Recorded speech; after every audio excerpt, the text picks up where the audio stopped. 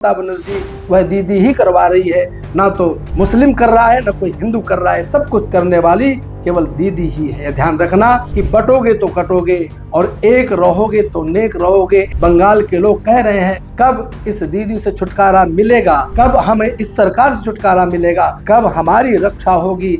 आपको क्या लगता है कि जब हमारे देश में किसी भी प्रकार का ऐसा अराजक माहौल तैयार किया जाएगा तो उस समय सरकार आपको बचाने के लिए आएगी, पुलिस आपको बचाने के लिए आएगी? आप बंगाल को नहीं देख रहे हैं, बंगाल की स्थिति का अवलोकन नहीं कर रहे हैं, किस प्रकार से वहाँ पर हिंदुओं को मारा जा रहा है, किस प्रकार से वहाँ पर स्त्रियों के साथ बलात्कार हो रहे हैं, किस प्रकार से उनके घरों को से निकाल करके उन्हें बेघर किया जा रहा है, या आप लोग देख नहीं रहे हैं? मैंने अभी पूर्व के वीडियो में बताया था वहाँ पर वही निवास करने वाले हरगोविंद दास, चंदन दास को मार मार कर पीट करके मार डाला जाता है। किस प्रकार से पिंकी नाम की देवी किस प्रकार से गुहार लगाती है, किस प्रकार से हाथ जोड़ करके अपने बचाव के लिए प्रार्थना करती है। कोई वहाँ उनको बचाने के लिए नहीं जाता है। वहाँ पर तो अगर बीएसएफ के जवान जाते हैं तो उनको भी मारने का प्रयास किया जा रहा है, उनके ऊपर बड़ी पत्थर फेंके जा रहे हैं, उनको भी मारने का पूरा दुस्साहस किया जा रहा है। अब जब सुरक्षा कर्मी ही वहाँ पर सुरक्षित नहीं है तो फिर हिंदू कैसे सुरक्षित होगा? ये विचारणीय बात। इसलिए ये विचार करिए,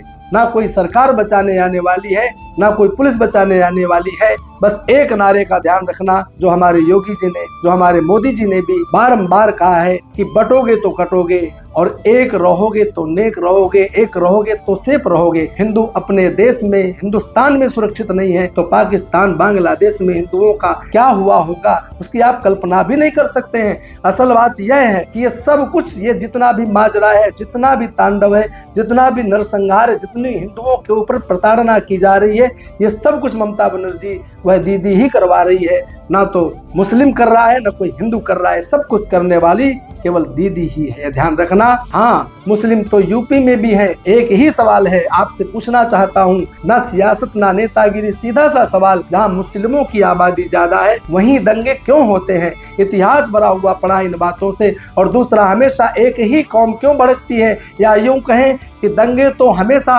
होते रहते हैं, लेकिन इसका जवाब हमें चाहिए कि वह दंगों में यही कौम क्यों आगे रहती है? हिंदू कभी आपको दंगे करते हुए दिखाई दी? कभी हिंदुओं ने आकर के कहीं दंगे किए? और फिर बंगाल में ही ऐसा क्यों हो रहा है जहाँ सबसे ज्यादा इनकी बाहुल्यता वही क्यों हो रहा है? हमारे उत्तर प्रदेश में योगी जी की सरकार है, वक्फ संशोधन बिल राज्यसभा लोकसभा दोनों में पास हुआ है, पर मजाल है कि उत्तर प्रदेश के अंदर किसी भी प्रकार का कोई दंगा हो, कोई चूं कर जाए। अगर यह सब बीजेपी करती तो यूपी में भी मुस्लिम रहते हैं और यहाँ पर भी मुस्लिमों की आबादी कोई कम नहीं है। यहाँ राम मंदिर बना, वक्फ कानून भी लागू हुआ, लेकिन मजाल है कि यहाँ पर कोई एक भी दंगा करके दिखाए। हमें गर्व है, हम उस उत्तर प्रदेश से आते हैं जहाँ के मुख्यमंत्री हमारे महाराज योगी जी हैं। हाँ, योगी आदित्यनाथ जी हैं।